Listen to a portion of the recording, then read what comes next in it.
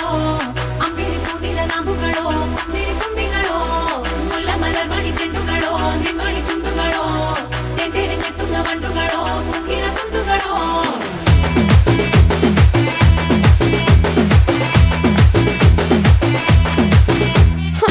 అంటే ఓసారి పోతే ఓసారి చాటు మాటుగా సయ్యంటే ఓసారి పూలడితే ఓసారి నగలడితే ఓసారి సాదా సీదా చీర కట్టెతే ఓసారి